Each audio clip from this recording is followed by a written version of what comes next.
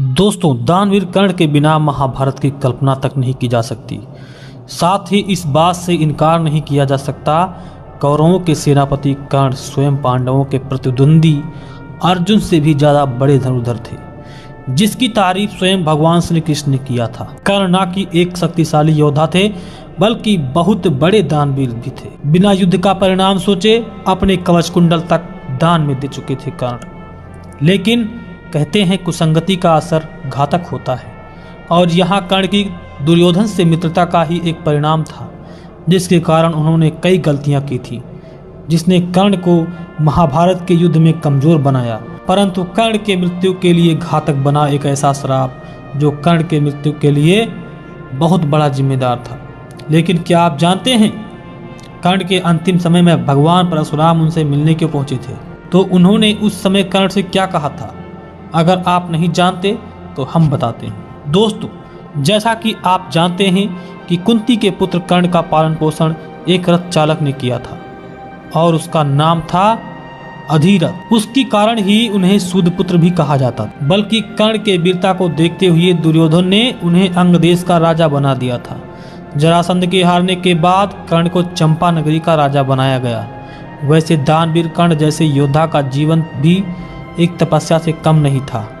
कर्ण को ऐसे कई कर्मों का परिणाम भोगना पड़ा जिसमें उनकी कोई गलती भी नहीं थी, लेकिन फिर भी अनजाने में हुए कर्म और दूसरों की भलाई करते हुए अनजाने में हुए पाप की वजह से उन्हें तीन श्राप मिले, जो उनके लिए प्राण घातक हुए, और उन्हें महाभारत के निर्णायक अर्जुन के हाथों वीरगति प्राप्त हुई। हम आपको बता दें कि कर्ण को जो 3 श्राप मिले थे, उनमें से 2 श्राप स्वयं 2 ब्राह्मणों ने दिए थे। ये 2 श्राप उन्हें अनजाने में बाण चलाने से मिले थे। इसके अलावा तीसरा श्राप उन्हें भगवान परशुराम जी ने दिया था। अब भगवान परशुराम जी कर्ण को क्यों श्राप दिया था, इसके बारे में दोस्तों मैं आपको बताने जा रहा हूँ। भगवान परशुराम ने कर्ण को श्राप दिया था, इसका प्रमाण महाभारत के एक ऐसी कथा में मिलता है।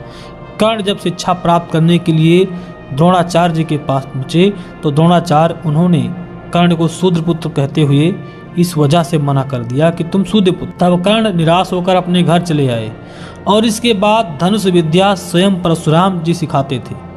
इसके लिए उन्होंने किसी क्षत्रिय पुत्र को विद्या सिखाने से मना कर दिया था, क्योंकि किसी समय उनके शिष्य स्वयं पितामह भीष्म हुआ करते थे। तब उनके द्वारा किए गए एक पाप की वजह से परशुराम जी ने उसी समय यह वचन दे दिया था कि आज के बाद किसी क्षत्रिय को अपनी इस युद्ध विद्या को नहीं सिखाऊंगा, क्योंकि उस समय उन्होंने एक पाप किया था कि अंबिका अंबालिका जो स्वयं काशी नरेश की पुत्रियां थीं, उनको जबरदस्ती उठा लाए थे और अपने ही सौतेले भाई चित्रांगत और विचित्रवीर के साथ जबरदस्ती विवाह करवा दिया था। उसमें से अंबा ने भीष्म से विवाह करना चाहा था। तब भीष्म ने जवाब दे दिया था कि मैं आजीवन ब्रह्मचर्य का पालन करूंगा। इस वजह से वह भगवान परशुराम जी के पास और अपने उस न्याय की भीख मांगने के लिए गई थी। तब परशुराम जी ने उसको आश्वासन देते हुए कहा था कि मैं आपका जरूर मदद करूंगा, लेकिन वह मदद नहीं कर पाए, क्योंकि उस समय एक भीषण युद्ध हुआ और युद्ध का निर्णय नहीं हो पा रहा था। स्वयं भगवान शिव ने उसका निर्णय कराया, और उस समय वहीं पर स्वयं परशुराम जी ने प्रतिज्ञा ले ली थी कि आज के बाद मैं किसी क्षत्रिय कुल के लोग को युद्ध विद्या नहीं सिखाऊंगा। तब से परशुराम जी केवल ब्राह्मणों को ही अपनी युद्ध विद्या सिखाते थे। इसीलिए कर्ण ब्राह्मण का वेश बनाकर भगवान परशुराम जी के पास पहुंचे। परशुराम जी ने कर्ण की प्रतिभा को देखकर अपना शिष्य बना लिया।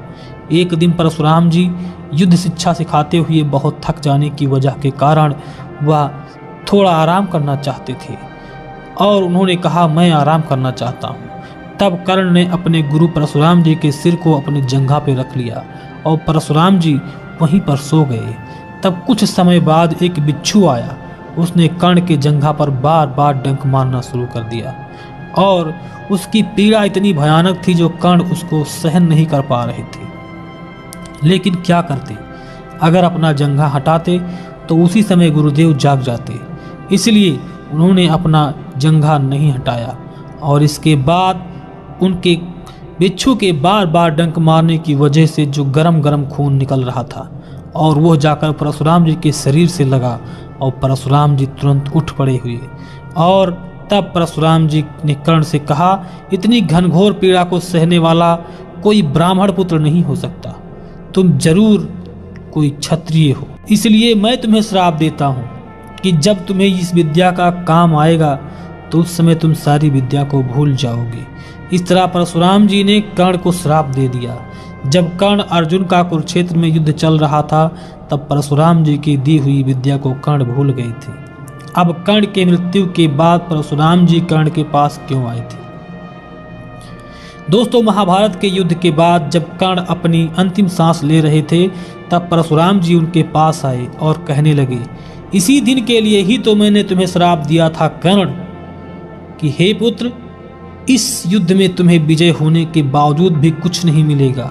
अगर तुम वासुदेव कृष्ण के होते हुए भी युद्ध में जीत जाओगे तो भी तुम कंगाल हो जाओगे। इसलिए हे दानवीर कर्ण, विजय पर सिर्फ और सिर्फ पांडवों का अधिकार है और तुम देने के लिए प्रसिद्ध हो, लेने के लिए नहीं।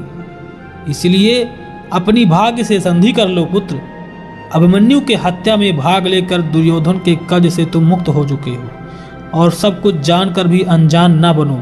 हे पुत्र, मेरे आशीर्वाद की छाया में आ जाओ और याद रखो, मृत्यु लोक हो या चाहे स्वर्ग लोक हो, जब वीरों और महावीरों में तुम्हारा नाम लिया जाएगा तो सब वीर खड़े होकर तुम्हारा नाम का जय जयकार करेंगे। यही थी भगवान परशुराम के द्वारा कर्ण को मिलने के श्राप की कथा। मित्रों, मुझे आशा है कि आपको यह कथा और जो मैंने टाइटल लिखा था पूरा समझ में आ गया होगा। अगर समझ में आ गया हो तो मित्रों, मैं सिर्फ और सिर्फ 5000 लाइक का निवेदन करता हूं कि आप लोग 5000 लाइक का टारगेट देता हूं, इतना तो आप कर ही सकते हैं। और अगर चैनल पर नए हैं तो चैनल को सब्सक्राइब करके घंटी के निशान को दबा दें और आल पर क्लिक कर दें ताकि जो भी नया वीडियो बनाऊं तो उसकी सूचना आपको सबसे पहले मिल जाया करे।